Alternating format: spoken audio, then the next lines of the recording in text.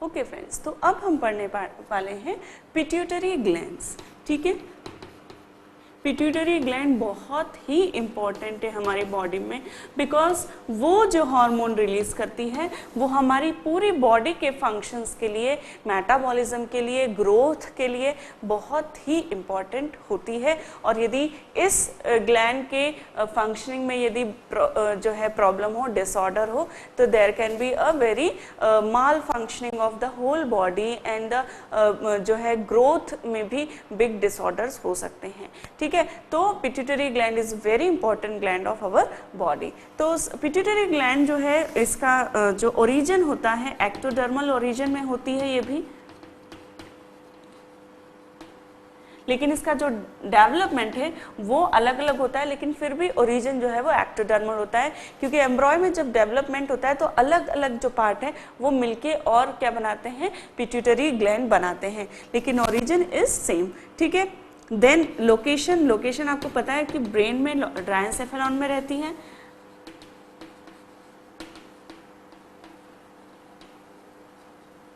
ठीक है, इसका जो स्ट्रक्चर है, इसके 3 लोब्स होते हैं, एंटीरियर, पोस्टीरियर एंड इंटरमीडिएट। ठीक है, जो पोस्टीरियर होता है उसे न्यूरोफाइसिस भी बोलते हैं। ठीक है, जो इंटरमीडिएट होता है उसे पास इंटरमीडिया कहते हैं, एंड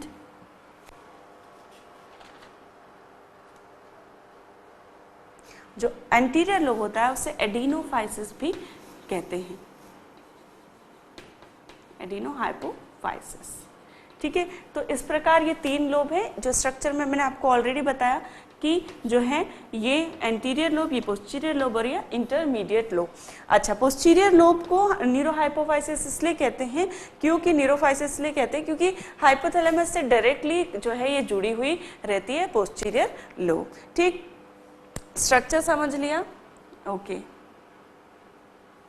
अच्छा, हाइपोथैलेमस से जो है पोर्टल ब्लड वेसल्स के द्वारा एंटीरियर लोब का कनेक्शन रहता है।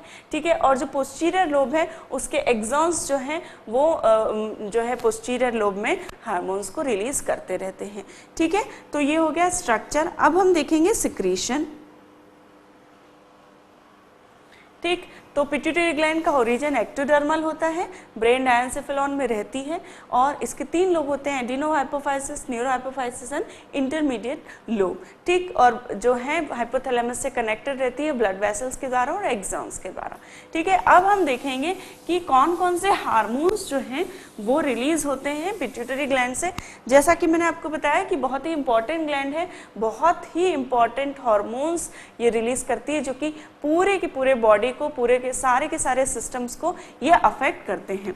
ठीक है, सबसे पहला जो हार्मोन हम देखते हैं वो जो है वो है फॉलिकल स्टिम्युलेटिंग हार्मोन। ठीक है, फॉलिकल स्टिमुलेटिंग हार्मोन जो है FSH कहलाता है, और ये FSH जो है ये क्या करता है, ये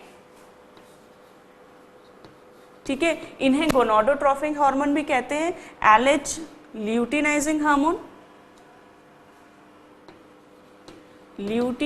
हार्मोन और follicle stimulating hormone, they both are called gonadotropic hormone. क्यों कहते हैं गोनाडोट्रोपिक हार्मोन? क्योंकि ये जो गोनाड्स हैं उनके फंक्शंस के लिए, ठीक है, मेल और फीमेल जेनाइटल सिस्टम के प्रॉपर फंक्शन के लिए ये 2 हार्मोन जो है, ये दोनों हार्मोन ये बहुत ही जिम्मेदार हैं। तो मेल्स में जो फॉलिकल स्टिमुलेटिंग हार्मोन है वो स्पर्म फॉर्मेशन को जो है स्टिमुलेट करता है, स्पर्म फॉर्मेशन, और in older age sexual activity को जो है ये क्या करता है, प्रॉपर रखता है। ठीक है, तो in older age for sexual activity and in the females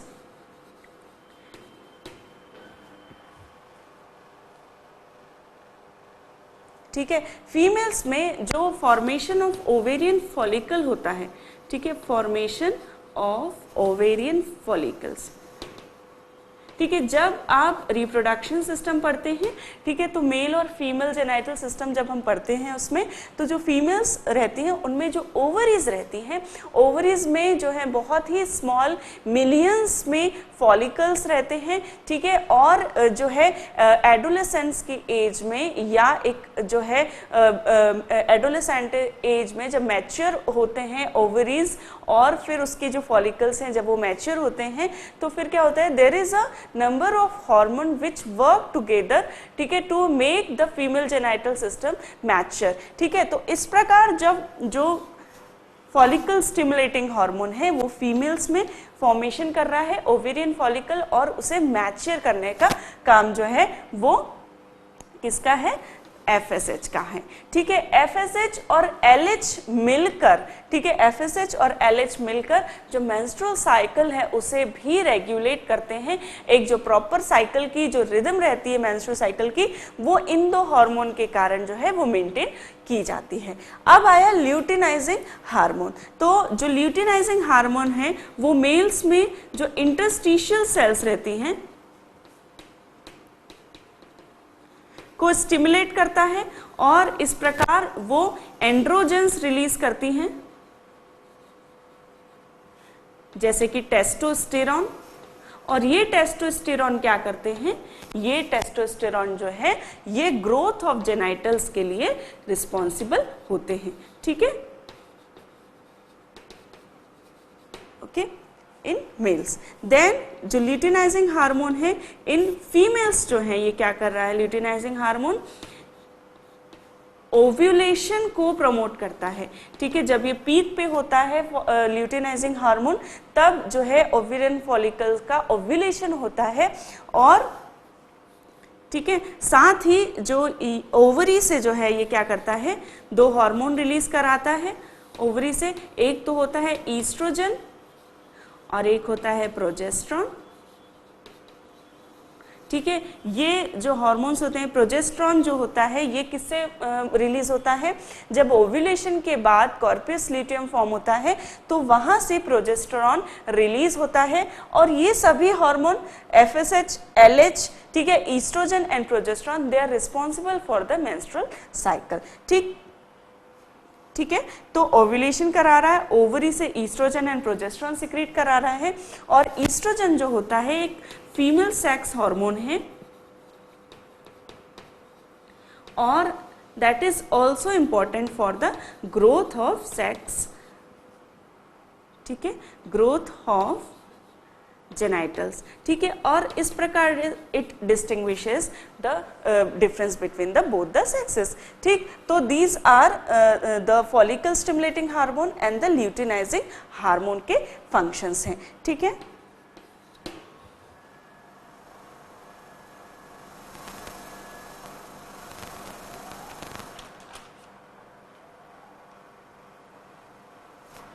the other one is thyrotrophic stimulating hormone।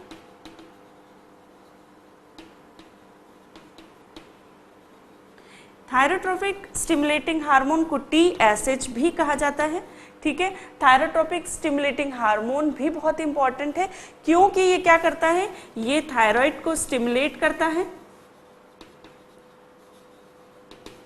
To release the thyroid hormone. ठीक है, थायरॉक्सिन हार्मोन जिसे कहा जाता है। ठीक, और साथ ही ग्रोथ ऑफ थायराइड ग्लैंड को प्रमोट करता है जिससे कि वो थायराइड हार्मोन को रिलीज कर सके। तो ग्रोथ के लिए थायराइड ग्लैंड की और थायरॉक्सिन हार्मोन की रिलीज के लिए thyrotropic stimulating hormone is important. ठीक है, the fourth one is ACTH या एड्रीनो कॉर्टिकोट्रोपिक रिलीज एड्रीनोकॉर्टिकोट्रोपिक हार्मोन। ठीक है,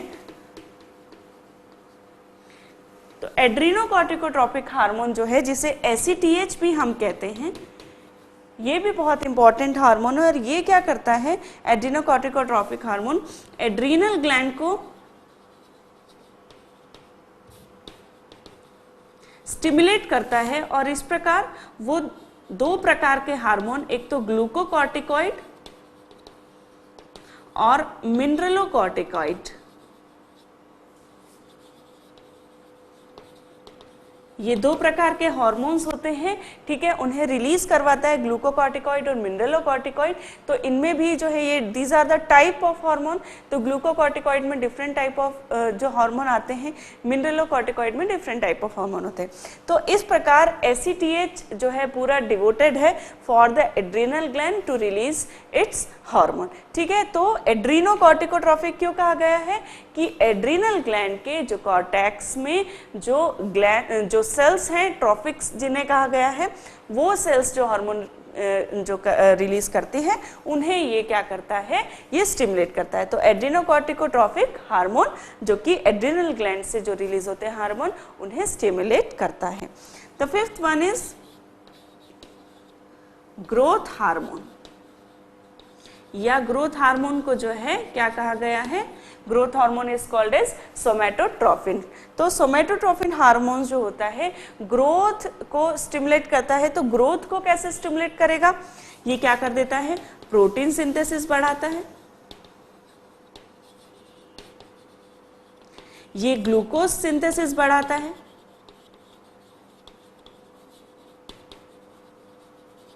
और ग्लूकोज अपटेक भी बढ़ाता है, जिससे कि क्या हो कि हमारी सेल्स जो हैं ग्लूकोज को ले, यूज करें, यूटिलाइज करें, एनर्जी फॉर्म करें, और इस प्रकार प्रोटीन सिंथेसिस कराता है और टिश्यू फॉर्म्स कराता है, ठीक है, क्योंकि प्रोटीन्स जो है बहुत ही इंपॉर्टेंट है हमारे टिश्यू फॉर्मेशन के लिए।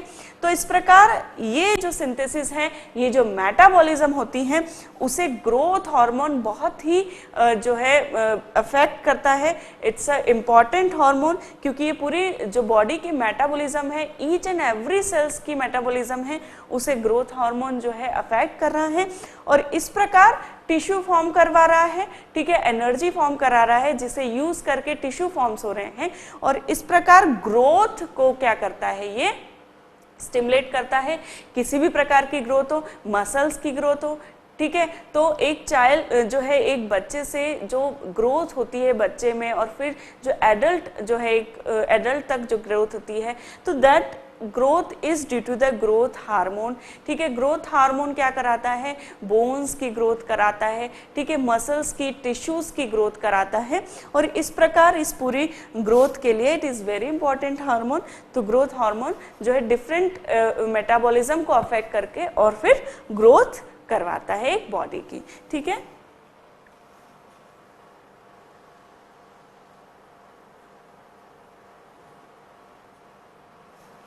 ओके, ठीक है। तो डिसऑर्डर्स जो है वो हम बाद में भी देख सकते हैं।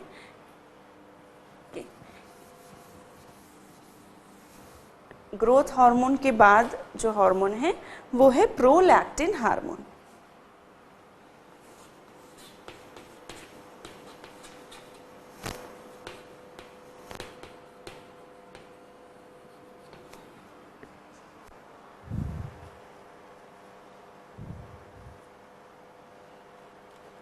Okay, so there is a correction कि प्रोलैक्टिन, मैंने आपको कहा था कि प्रोलैक्टिन और मेलानोसाइट स्टिमुलेटिंग हार्मोन जो है दोनों इंटरमीडिएट लोब से सिक्रीट होते हैं, but there is a correction कि जो प्रोलैक्टिन हार्मोन है वो भी एंटीरियर लोब से सिक्रीट होता है, और जो इंटरमीडिएट लोब होता है उससे सिर्फ जो सिक्रीशन होने वाला हार्मोन है वो है मेलानोसाइट स्टिमुलेटिंग हार्मोन, ठीक है। तो प्रोलैक्टिन हार्मोन जो है वो एंटीरियर लोब से सिक्रीट होता है पिट्यूटरी ग्लैंड के, और प्रोलैक्टिन हार्मोन जो है प्रेगनेंसी के दौरान और after the delivery of baby ये क्या करता है, दिट स्टिमुलेट्स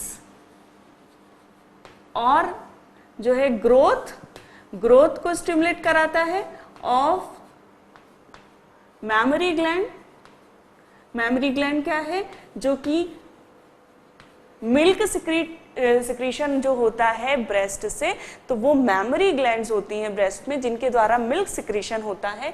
तो ड्यूरिंग द प्रेगनेंसी ये प्रोलैक्टिन हार्मोन क्या हो जाता है, एक्टिवेट हो जाता है, और ये ब्रेस्ट में मैमरी ग्लैंड की ग्रोथ को और फिर जो है सिक्रीशन को, मिल्क के सिक्रीशन को ये क्या करता है, स्टिमुलेट करता है, ठीक है। लेकिन क्या होता है कि जो नॉन ब्रेस्ट फीडिंग जो फीमेल्स हैं और साथ ही जो मेल्स हैं, ठीक है, उनमें जो है ये प्रोलैक्टिन हार्मोन इनहिबिटेड रहता है, इनएक्टिवेट होता है।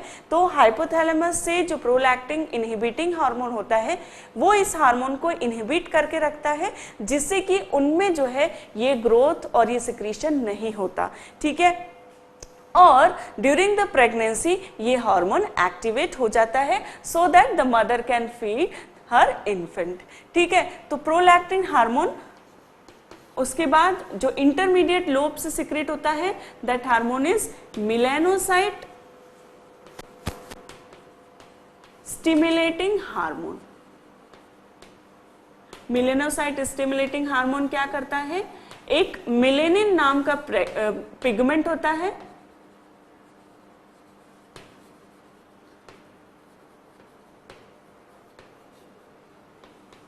मेलेनिन, ठीक है। मेलेनिन आपको पता होगा। तो मेलेनोसाइट्स जो होते हैं हमारे स्किन में, वो मेलेनोसाइट्स पिगमेंट्स बनाते हैं जिन्हें मेलेनिन कहते हैं। और ये मेलेनिन डार्क कलर का पिगमेंट होता है, ब्राउन कलर का। और ये मेलेनिन पिगमेंट हमारे स्किन को क्या करता है, कलर देता है डार्क कलर का। स्पेशली यदि सन के एक्सपोजर में हम आते हैं तो ये मेलेनिन ज़्यादा सिक्रेट होने लगता है, जिससे कि हमारी जो स्किन है वो यूवी रेज से, जो सन से आने वाली यूवी रेज है, उससे प्रोटेक्टेड रहें। इसलिए ये मेलानिन जो है ये सिक्रेट होने लगता है और हमारे स्किन को डार्क बना देता है, ठीक है। तो जो मेलानोसाइट स्टिमुलेटिंग हार्मोन जो कि इंटरमीडिएट लोब से सिक्रेट होता है, ठीक है, MSH जो कि इंटरमीडिएट लोब से सिक्रेट हो रहा है, वो क्या कर रहा है, मेलेनिन नामक पिगमेंट के सिक्रेशन को बढ़ा रहा है, ठीक है, melanocyte stimulating hormone. Other one is oxytocin and the ninth one is vasopressin या ADH भी इसे कहते हैं, एंटी डायूरेटिक हार्मोन। तो ये जो ऑक्सीटोसिन और वैसोप्रेसिन है, ठीक है, ये हो गया अपना इंटरमीडिएट लोब से, और ये जो दोनों होते हैं ये जो हो गया ये अपने पोस्टीरियर लोब से। अब क्या होता है, मैंने आपको पहले भी बताया कि जो पोस्टीरियर लोब होता है वो खुद सिक्रीशन नहीं करता इन दोनों हार्मोन का, ये जो है हाइपोथैलेमस के द्वारा ही सिक्रीट होते हैं।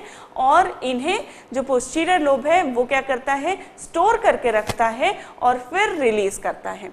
तो ऑक्सीटोसिन जो हार्मोन होता है, ऑक्सीटोसिन हार्मोन मैंने आपको ऑलरेडी भी बताया था कि जब इन्फेंट जो है, ठीक है, सकलिंग करता है जब ब्रेस्ट पे, तो क्या होता है कि देयर इज अ स्टिमुलेशन होता है और नर्वस स्टिमुलेशन होता है, जिसके कारण क्या होता है, जो ऑक्सीटोसिन हार्मोन है वो रिलीज होता है और ये क्या करता है, सिक्रीशन ऑफ मिल्क कराता है। सिक्रीशन ऑफ मिल्क कैसे कराता है, तो जो मेमोरी ग्लैंड होती है उनमें डक्ट होती हैं और ये क्या करता है, उन डक्ट को कॉन्ट्रैक्ट करवाता है, जिससे कि जो डक्ट में मिल्क है वो फिर फर्दर सिक्रीट होता है और फिर इन्फेंट जो है वो फीड कर पाता है, ठीक है। तो एक काम हो गया सिक्रीशन ऑफ मिल्क, दूसरा है कॉन्ट्रैक्शन ऑफ यूट्रस। तो यूटेराइन कॉन्ट्रैक्शन कराता है, कब कराता है, at the time of delivery. तो क्या होता है कि ये जो ऑक्सीटोसिन का जो रिफ्लेक्स है रिलीज होने का, वो कैसे आता है कि जब यूट्रस बहुत ज़्यादा स्ट्रेचअप हो जाता है, ठीक है, तो एट द टाइम ऑफ जब जो है बेबी का प्रॉपर साइज हो गया है, 9 मंथ से ऊपर हो गया है यदि प्रेगनेंसी को, और बेबी का जो है शेप जो है काफ़ी जितना होना चाहिए उतना है, और उसके कारण क्या होता है कि यूट्रस जो है वो स्ट्रेचअप होता है, ठीक है। और वो जो स्ट्रेचिंग होती है यूट्रस की, वो क्या करती है, वो रिलीज करवाती है ऑक्सीटोसिन हार्मोन। और ये जो ऑक्सीटोसिन हार्मोन जब रिलीज होता है तो ये क्या करवाता है, यूटेराइन कॉन्ट्रैक्शन कराता है। और जब ये यूटेराइन कॉन्ट्रैक्शन होते हैं तो ये डिलीवरी ऑफ बेबी को जो है फर्दर क्या करता है, स्टिमुलेट करता है, ताकि यूट्रस यदि कॉन्ट्रैक्ट होगा तो बेबी फिर जो है उसके बाहर डिलीवरी हो पाएगी, जो है वो आगे बढ़ पाएगा बेबी। तो कंट्रैक्शन ऑफ यूट्रस जो है ऑक्सीटोसिन के कारण होते हैं और साथ ही जो सिक्रीशन ऑफ मिल्क है वो भी ये करवाता है। दूसरा जो हार्मोन जो कि पोस्टीरियर लोब में रहता है वो है वैसोप्रेसिन या एंटी डायूरेटिक हार्मोन। ये एंटी डायूरेटिक हार्मोन जब हमने किस में पढ़ा था, एक्सक्रीटरी सिस्टम में पढ़ा था। और ये एंटी डायूरेटिक हार्मोन क्या करके रखता है, ये वाटर कंटेंट करके रखता है और ये क्या करता है, लॉस ऑफ वाटर को नहीं होने देता। तो it prevent the loss of water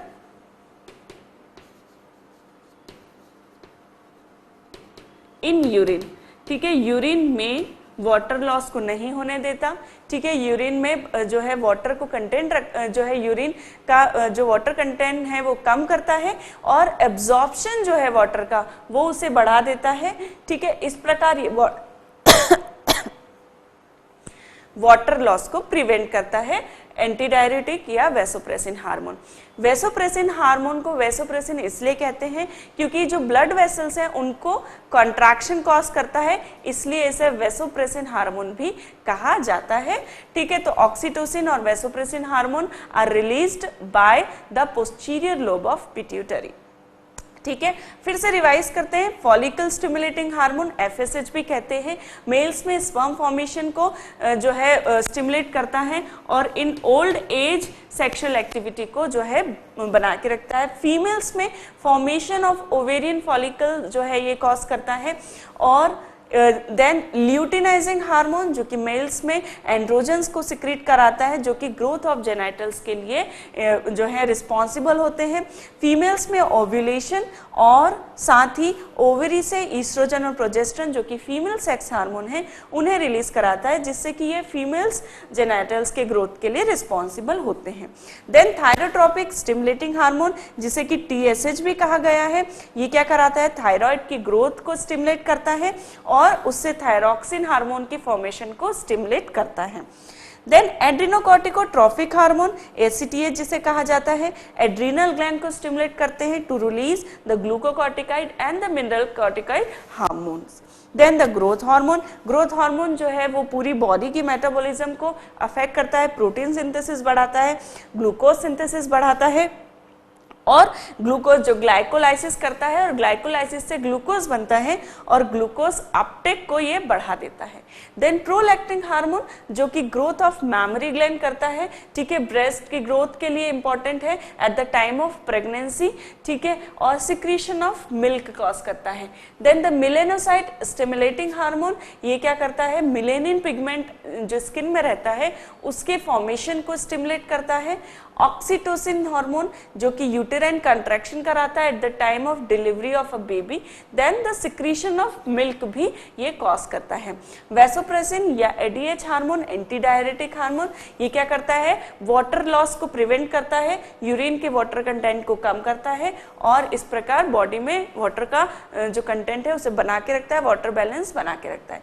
ठीक है, तो इस प्रकार हमारी पिट्यूटरी ग्लैंड के जो हार्मोन्स है वो हमने देखे। अब हम देखेंगे कि डिसऑर्डर ऑफ सम हार्मोन्स जो है वो क्या कॉज कर सकते हैं। ठीक है, तो सबसे पहले हम देख रहे हैं ग्रोथ हार्मोन।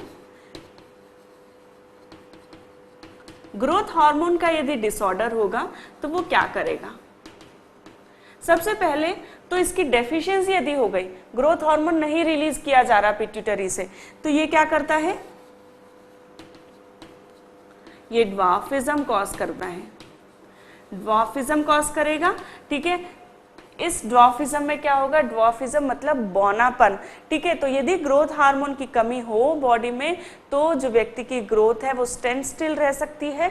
ठीक है, और उसके कारण जो बौनापन है वो आता है और स्टेचर भी कम रहता है और बॉडी की भी ग्रोथ नहीं होती। तो ड्वार्फिज्म कॉज कर सकता है ग्रोथ हार्मोन की डेफिशिएंसी। ठीक है, यदि एक्सेस में हो ग्रोथ हार्मोन तो जाइगैंटिज्म कॉज करता है।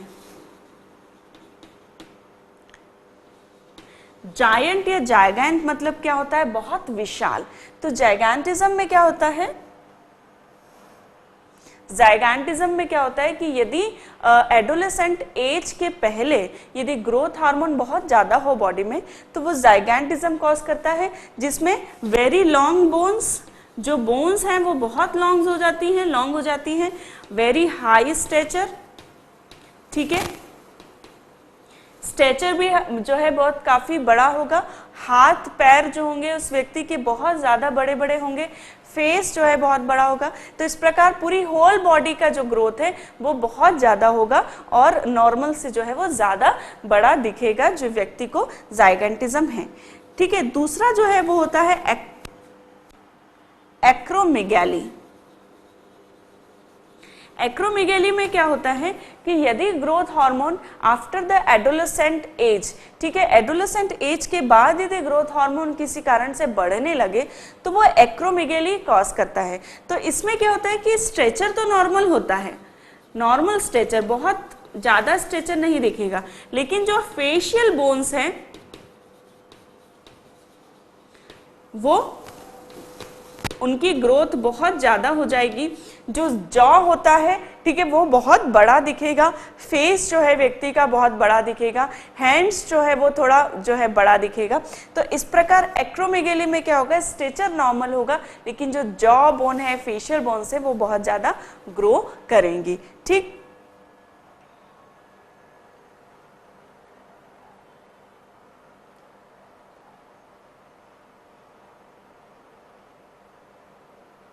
ठीक है, तो ऐसे व्यक्ति में जो लिम्स होते हैं वो लॉन्ग होंगे, लेकिन एज सच जो ट्रंक है या बॉडी है वो स्ट्रेचर उसका बहुत ज़्यादा नहीं होगा, लेकिन लिम्स और फेशियल बोन्स जो हैं वो ज़्यादा ग्रोथ होने के कारण वो बड़ा दिखेगा, ठीक है। तो ये हो गया अपना ग्रोथ हार्मोन का disorder.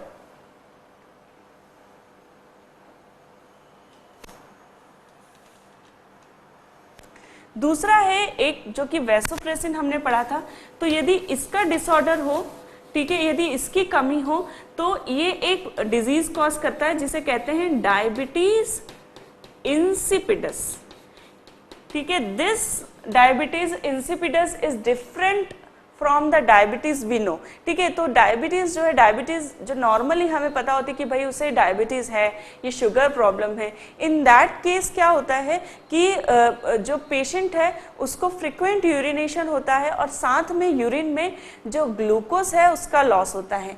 But in this case, in deficiency of vasopressin या एंटी डायरेटिक हार्मोन क्या होता है कि बहुत ज़्यादा जो यूरिन है उसमें वाटर लॉस बहुत ज़्यादा होगा, ठीक है, increase water loss in urine, ठीक है। तो जो पेशेंट होगा उसे जो यूरिन में जो वाटर लॉस होगा वो बहुत ज़्यादा होगा और वाटर लॉस के कारण जो है वाटर लॉस तो होगा, यूरिन में बहुत फ्रीक्वेंट और जो है एक्सेस क्वांटिटी होगी यूरिन की, लेकिन यूरिन में ग्लूकोज नहीं होगा। तो इस प्रकार this is different from the usual diabetes we know, that is called the diabetes mellitus and this is a diabetes insipidus, ठीक है। तो वैसोप्रेसिन यदि बॉडी में कम हो तो वो क्या करेगा, वाटर लॉस ज़्यादा करेगा, ठीक है, जैसा कि वो प्रिवेंट कर रहा था वाटर लॉस, लेकिन यदि उसकी डेफिशिएंसी है तो ये वाटर लॉस प्रिवेंट नहीं हो पाएगा और एक्सेस वाटर यूरिन में जो है लॉस कर दिया जाएगा, लेकिन उसमें ग्लूकोज कंटेंट नहीं होगा। तो that is known as the diabetes insipidus, that is the disorder of the deficiency of vasopressin hormone, ठीक है। तो इन दिस वे हमने आज पढ़ा पिट्यूटरी ग्लैंड, कौन कौन से हार्मोन जो है, हमने देखा कि जो पिट्यूटरी ग्लैंड से हार्मोन सिक्रीट होते हैं वो ओवरऑल पूरी बॉडी के फंक्शंस को जो है वो क्या कर रहे हैं, अफेक्ट कर रहे हैं, वो मेटाबॉलिज्म को अफेक्ट कर रहे हैं, ग्रोथ को अफेक्ट कर रहे हैं, ठीक है, सेक्सुअल फंक्शंस को अफेक्ट कर रहे हैं और इस प्रकार बहुत सारा जो बॉडी के मेन फंक्शन है, जो almost all the functions are affect by the hormone of the pituitary gland, ठीक है। आगे चल के जब हम थायराइड ग्लैंड के फंक्शंस देखेंगे तो थायराइड भी in some way it affects the metabolism और बहुत सारी जो एक्टिविटी है बॉडी की उसे अफेक्ट करता है। तो इन दिस वे जो एंडोक्राइन सिस्टम है बहुत ही इंपॉर्टेंट है क्योंकि वो बॉडी के सारे फंक्शंस को अफेक्ट करता है। जिस प्रकार ब्रेन था हायर सिस्टम, जो कि सब इंटीग्रेशन और एनालिसिस का काम करता है, उसी प्रकार जो एंडोक्राइन सिस्टम है वो केमिकल है और केमिकल्स के द्वारा जो बॉडी में बैलेंस है उसे वो बना के रख रहे हैं। ठीक, तो अब हमने पिट्यूटरी ग्लैंड पढ़ा है, पिट्यूटरी ग्लैंड के हमने कुछ डिसऑर्डर भी देखे, ठीक है, वैसोप्रेसिन के कारण डायबिटीज मेलाइटस, ठीक है, जाइगैंटिज्म, एक्रोमेगेली, ड्वार्फिज्म, तो these are the disorder and now we will further read the thyroid gland. ठीक है, तो पिट्यूटरी ग्लैंड आप रिवाइज करें एंड बहुत ही इंपॉर्टेंट है एग्जाम पॉइंट ऑफ व्यू से भी और इन जनरल भी it is very important, so just revise it and then we will read the thyroid gland.